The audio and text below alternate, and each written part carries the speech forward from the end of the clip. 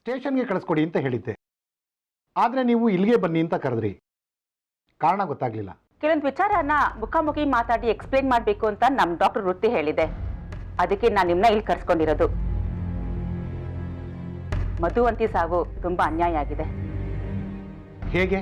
ಪ್ರಾಮಾಣಿಕವಾಗಿ ಜನಗಳು ಸೇವೆ ಮಾಡಬೇಕು ಅಂತ ನಮ್ಮಂತ ಡಾಕ್ಟರು ಸತ್ಯವನ್ನು ಹೇಳ್ತಾರೆ. ಇದು ನಿಮ್ಗೆ ಕಳಿಸಿರೋದು postmortem fake report and this is original report.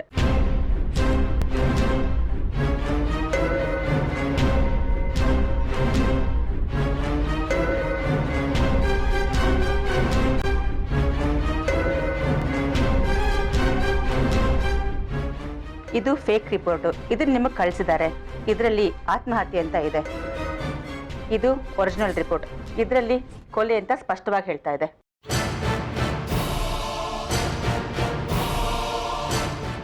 ಆಗ ಡಾಕ್ಟರ್ ಮಾಡಿರೋ ತಪ್ಪಿಗೆ ನಾನು ನಿಮ್ಮಲ್ಲಿ ಕ್ಷಮೆ ಕೇಳ್ತಾ ಇದ್ದೀನಿ.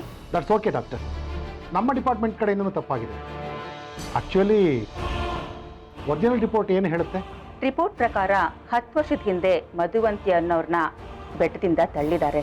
ತಳ್ಳಕ್ಕೂ ಮುಂಚೆ ಅವ್ರ ಸಾವಾಗಿದೆ.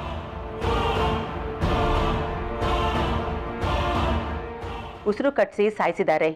ಐ ಮೀನ್ ಕತ್ ಹಿಸ್ಕಿ ಸಾಯಿಸಿದ್ದಾರೆ. ಆಮೇಲೆ ಅವ್ರನ್ನ ತಳ್ಳಿದ್ದಾರೆ.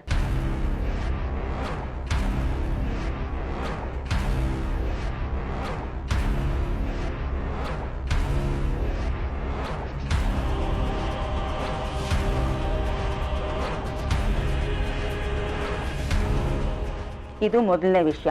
ಎರಡನೇ ಒಂದು ವಿಷಯ ಇದೆ. ಸತ್ ಹುಡುಗಿ ಮಧುವಂತಿಗೆ ಮದುವೆ ಆಗಿತ್ತಾ? ಇಲ್ಲ ಡಾಕ್ಟರ್. ಯಾಕೆ? ಮಧುವಂತಿ ಸತ್ತಾಗ ಅವಳು 3 ತಿಂಗಳು ಗರ್ಭಿಣಿ.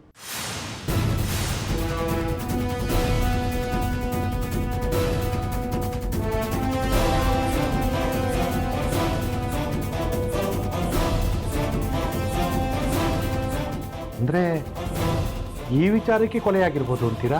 ಇದೇ ವಿಷಯ ಇರ್ಬೋದು ಅಥವಾ ಬೇರೆ ವಿಷಯನೂ ಇರ್ಬೋದು. ರಿಪೋರ್ಟ್ ಪ್ರಕಾರ ಇದು ಆತ್ಮಹತ್ಯೆ ಅಲ್ಲ, ಕೊಲೆ ಅಂತ ಸ್ಪಷ್ಟವಾಗಿ ಹೇಳ್ತಾ ಇದೆ. ಓಕೆ ಡಾಕ್ಟರ್, ರಿಪೋರ್ಟ್ಸ್ ಕೊಡಿ.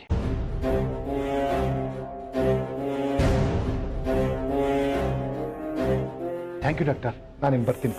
ಮಿಸ್ಟರ್ ಕುಮಾರ್. Yes doctor.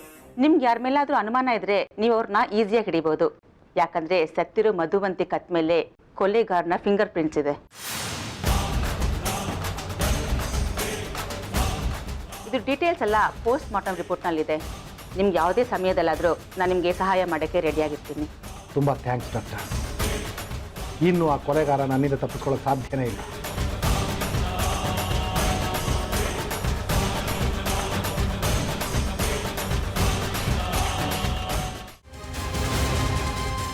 ಎರಡನೆಯ ವಿಷಯ ಏನು ಅಂದರೆ, ಸಿದ್ದರಾಜು, ಡ್ರೈವರ್ಗೆ ಗಾಡಿ ತೆಗಿ.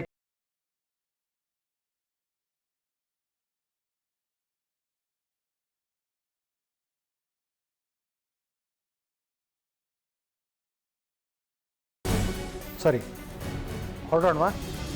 ಸರ್, ಇನ್ನೊಂದು ವಿಷಯ ಏನು ಸರ್? ಅದೇನೂ ಇಲ್ಲ, ಅದು ನಮ್ಮ ಡಿಪಾರ್ಟ್ಮೆಂಟಿಗೆ ಸಂಬಂಧಪಟ್ಟ ವಿಷಯ. ಸರ್, ನೀವೇನೋ ವಿಷಯ ಮುಚ್ಚಿಡ್ತಾ ಇದ್ದೀರಾ ಅನ್ಸುತ್ತೆ. ಅದೇನು ಅಂತ ಹೇಳಿ ಸರ್. ನಥಿಂಗ್, ಅದೇನಿಲ್ಲ. ಕೊಲೆಗಾರ ನಿಮ್ಮ ಮಕ್ಕಳನ್ನ ಸಾಯಿಸೋದಕ್ಕೆ ಕುತ್ತಿಗೆ ಕೈ ಹಾಕಿದ್ದಾನೆ. ಕುತ್ತಿಗೆ ಮೇಲೆ ಅವನು ಫಿಂಗರ್ ಪ್ರಿಂಟ್ಸ್ ಬಿದ್ದಿದೆ. ಕೊಲೆಗಾರನ ತುಂಬ ಸುಲಭವಾಗಿ ಕಂಡುಹಿಡಿಬೋದು ಅಂತ ಡಾಕ್ಟರ್ ಹೇಳ್ತಾ ಇದ್ರು. ನಾನು ಅದ್ರ ಬಗ್ಗೆ ಯೋಚನೆ ಮಾಡ್ತಿದ್ದೆ ಅಷ್ಟೇ.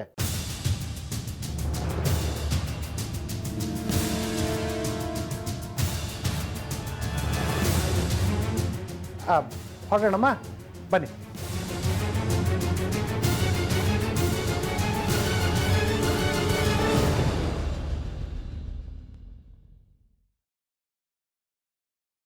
ಅತ್ತೆ, ಮಾವ,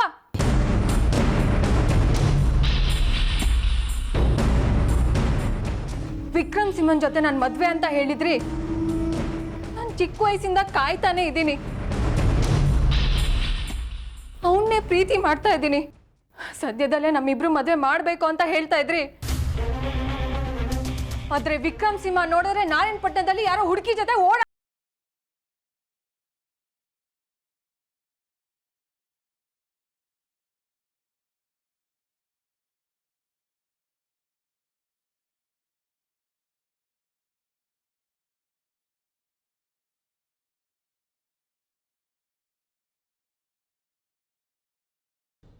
ಆದ್ರೆ ವಿಕ್ರಮು ಈಗಲೂ ಅಡ್ಗೋಡೆ ಮೇಲೆ ದೀಪ ಇಟ್ಟಂಗೆ ಮಾತಾಡ್ತಿದ್ದಾನೆ. ಹಾಗಿದ್ಮೇಲೆ ನನ್ನ ಭಾವನೆಗಳಿಗೆ ಬೆಲೆನೇ ಇಲ್ವಾ? ನಾನು ಈ ಮನೇಲಿ ಏನು ಬೊಂಬೆನಾ ನೀವು ಹೇಳ್ದ ಕುಣಿಯಕ್ಕೆ?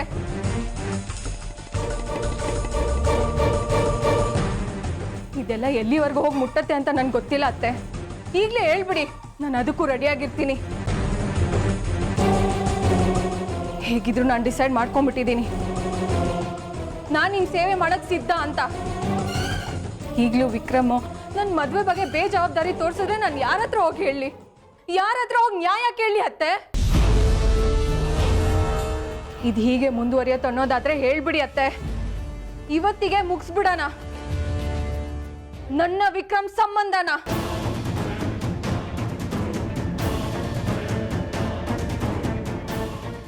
ನಾನು ಇವನ್ನ ಮದುವೆ ಮಾಡ್ಕೊಳ್ಳಲ್ಲ.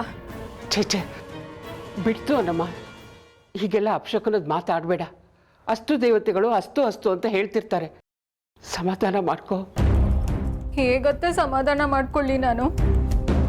ವಿಕ್ರಮ್ ಜೊತೆ ಮಾತಾಡಬೇಕು, ಅವನ ಜೊತೆ ಸುತ್ತಾಡಬೇಕು, ಅವನ್ನ ಪ್ರೊಫೆಷ್ನಲ್ ಅರ್ಥ ಮಾಡ್ಕೋಬೇಕು ಅಂತ ನಾನು ಎಷ್ಟು ಪ್ರಯತ್ನ ಪಡ್ತಾ ಇದ್ದೀನಿ ಗೊತ್ತಾ? ಅಂದರೆ ಇವನು ಒಂದೇ ಒಂದು ಕ್ಷಣ ನನ್ನ ನೋಡಿ ನಗು ಮುಖ ಮಾಡ್ಕೊಂಡು ಹೋಗಿದ್ದಾನ? ನಾನಂದ್ರೆ ಅಷ್ಟೊಂದು ಕೇವಲನಾ?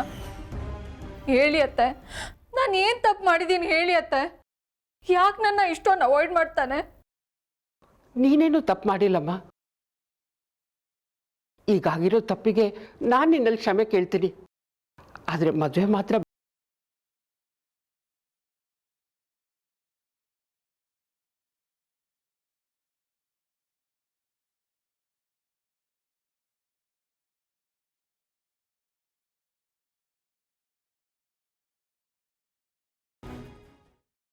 ಏನು ಮಾಡೋದು ಹೇಳಿ?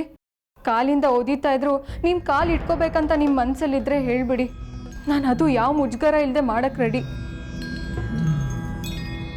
ಒಟ್ಟಿನಲ್ಲಿ ನನಗೂ ವಿಕ್ರಮ್ಗೂ ಮದುವೆ ಆಗಬೇಕು.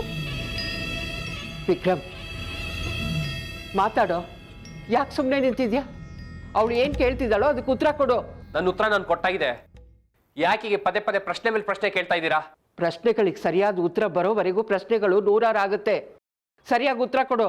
ಇಷ್ಟ ಇಲ್ದಿರೋ ಯಾವುದಕ್ಕೂ ಉತ್ತರ ಕೊಡಕ್ಕಾಗಲ್ಲಮ್ಮ. ಯಾಕೆ ನೀವು ನನ್ನ ಅರ್ಥ ಮಾಡ್ಕೊಂತಿಲ್ಲ? ವಿಕ್ರಮ್, ಸಾಕಾಗಿದೆ ಕೂಡ ನಮಗೆ ಗುದ್ದಾಟ. ನೋಡು, ಪ್ರತಿಯೊಬ್ಬ ಗಂಡಿಗೂ ಒಂದು ಹೆಣ್ಣು ಅನ್ನೋದನ್ನ ಬ್ರಹ್ಮ ಗಂಟು ಹಾಕಿರ್ತಾನೆ. ಹಂಸಿನಿ ನಾನು ನಿನಗೋಸ್ಕರ ಗಂಟು ಹಾಕಿದ್ದಾನೆ. ಅವಳು ನಿನ್ನ ಜೊತೆ ಬಾಳೋದಕ್ಕೆ ಅವಕಾಶ ಮಾಡಿಕೊಡು.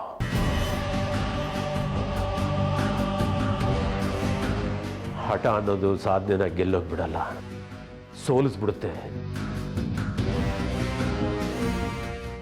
ಮೇಲೇಳೋಕೆ ಆಗದಷ್ಟು ಪಾತಾಳಕ್ಕೆ ತಳ್ಳಿಬಿಡುತ್ತೆ. ಅದಕ್ಕೆ ಅವಕಾಶ ಮಾಡಿಕೊಡ್ಬೇಡ. ನೋಡು ಹಂಸಿನಿ, ನನ್ನ ಮಗನ ಜೊತೆ ನಿನ್ನ ಮದುವೆ ಆಗುತ್ತೆ.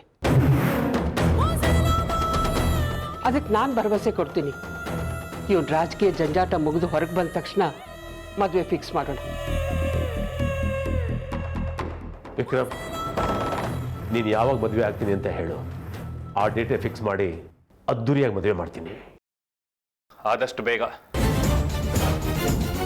ಆದಷ್ಟು ಬೇಗ ಅಂದರೆ ಯಾವಾಗ? ಅದಕ್ಕೊಂದು ಹೊತ್ತು ಗೊತ್ತು ಇಲ್ವಾ? ಎಲೆಕ್ಷನ್ ಒಂದು ಮುಗಿಲಿ, ಆಮೇಲೆ ಏನು ಮಾಡಬೇಕು ಅಂತ ಯೋಚನೆ ಮಾಡ್ತೀನಿ. ಆ ಕೊಲೆಗಾರ ಸಿಕ್ಕೇ ಸಿಗ್ತಾನೆ. ಪೋಸ್ಟ್ ಮಾರ್ಟಮ್ ರಿಪೋರ್ಟ್ನಲ್ಲಿ ಕತ್ತೆಸ್ಕಿ ಸಾಯಿಸಿದಾನೆ ಅಂತ ಸಾಬೀತಾಗಿದೆ. ಎಲ್ಲನೂ ಚೆನ್ನಾಗಿ ಪರಿಶೀಲನೆ ಮಾಡಿ ವಾಪಸ್ ಕೊಡಿ.